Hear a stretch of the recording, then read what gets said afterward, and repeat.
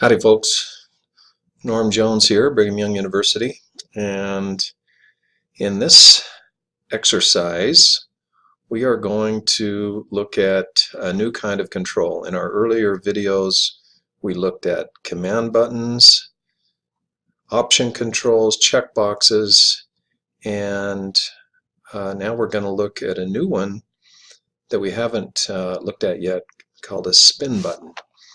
And most of these controls work basically the same way, so once you try a few, you can pretty much figure out how to use them. But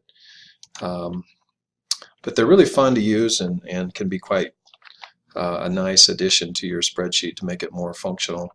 So we're going to go into the Developer tab and go to the Insert button right here in the Controls section. And once again, you should always insert your controls from the ActiveX controls section, not the form controls.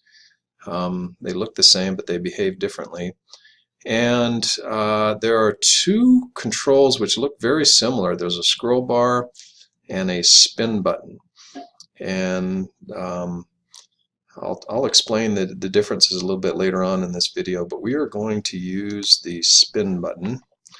And so when that is selected, I'm going to drag a rectangle right here, and you'll notice that it gives me two buttons. And the idea here is you can use this to increment or change something up or down, and it's either going to be two buttons going left or right, or two buttons going up and down, depending on the size of the rectangle. If it's taller than it is wide, they're going to be vertical buttons.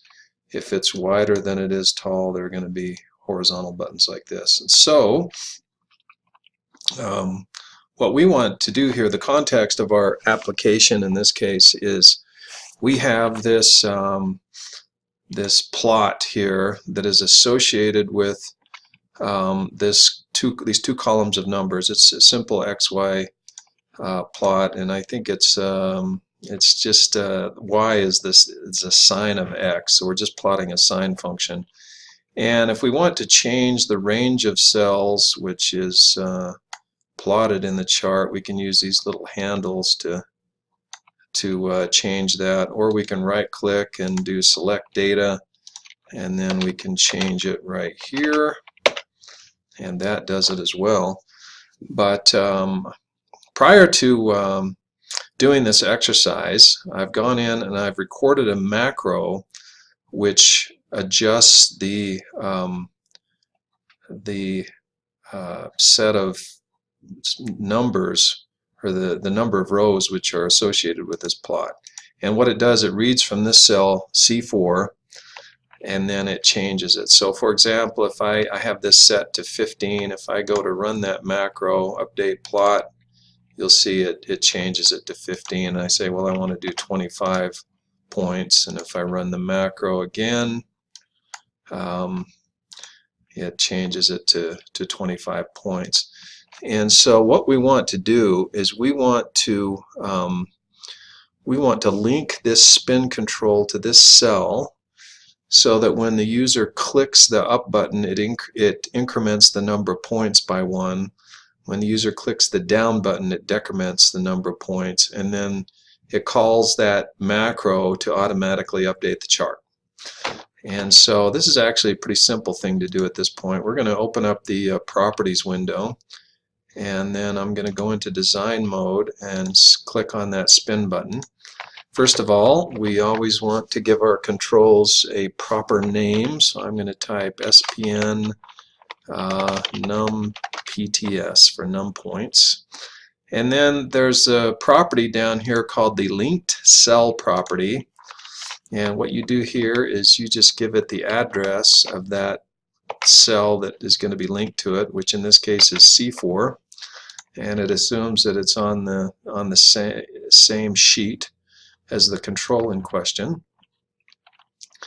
And then okay, let's go over here and exit design mode, and you can see now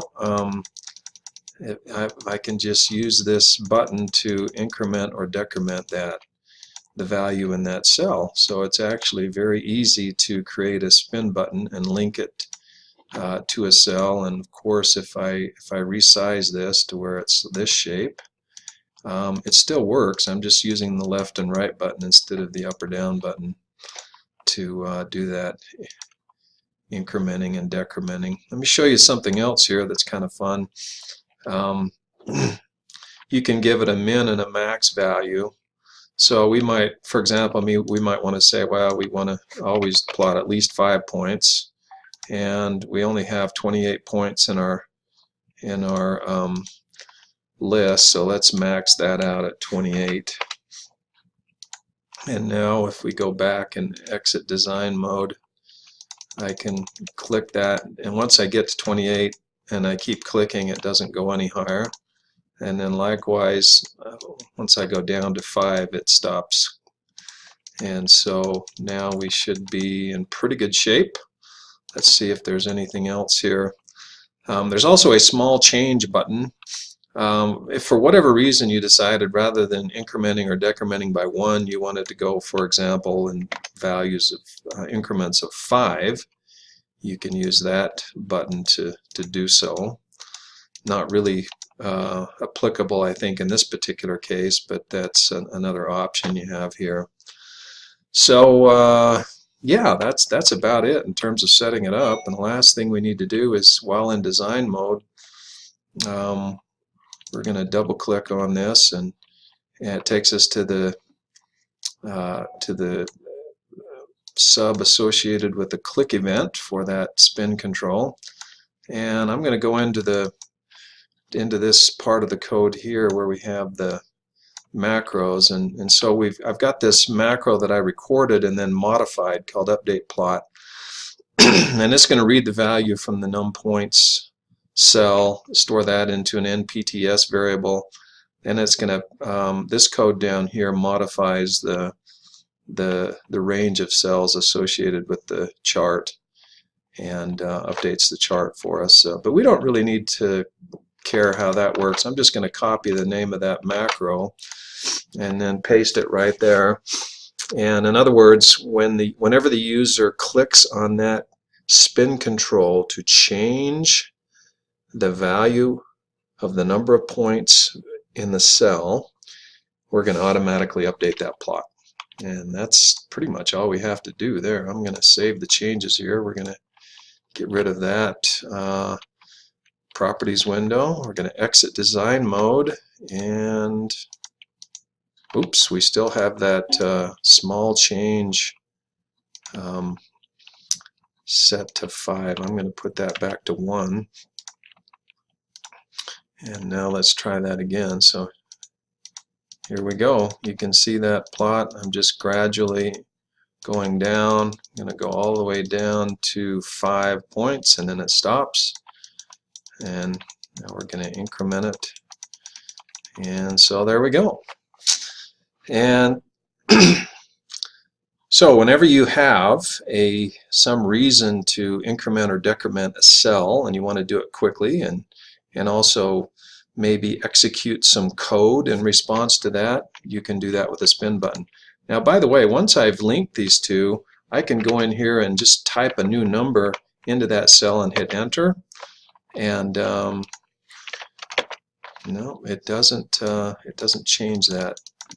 You have to use the spin button to execute that event. Okay, now one other thing I wanted to mention, that there is another control called the Scrollbar control, and that works somewhat similarly to the spin button, in that I can link that to a cell. I'm going to link that to cell L3 here. I'll just put in a number 25, and I'm going to go over here and I'm going to select that scroll bar, and I'm going to link that to what did I say? L3. Okay, so L3. All right. And again, there's like a min and a max. The min is 0, and the maximum is 3,200, excuse me, 32,767, which is the maximum value for an integer. And so when I leave this design mode, go into run mode, you can see as I pull that up or down, it's going to vary between 0 and the maximum value. Or you can click in this part and it jumps by a certain amount. Or if you click the just the button at the top or the bottom, it increments or decrements by 1. And so let's go in and change a few things. Let's change the min value to, or excuse me, the max value to 100. And then again, there's a small change increment, which is at 1. We'll leave that the way it is. And all right, let's go back into run mode. And now again, you can see I can move that between 0 and 100. I can increment by 1 or 2, either clicking on the button or anywhere in that open space. And so that's how you use a scroll bar. It's very similar to a spin button. It gives you a little bit more flexibility, and you can just grab that and drag it to pick a new value. So that's another nice little tool to have in your arsenal as well. And I'm going to get rid of this for a second. And once again, you can make that into a horizontal scroll bar just by changing the shape of it. It's smart enough that it automatically adjusts. And here we go, 0 to 100. So there you have it, a spin button and a scroll bar control.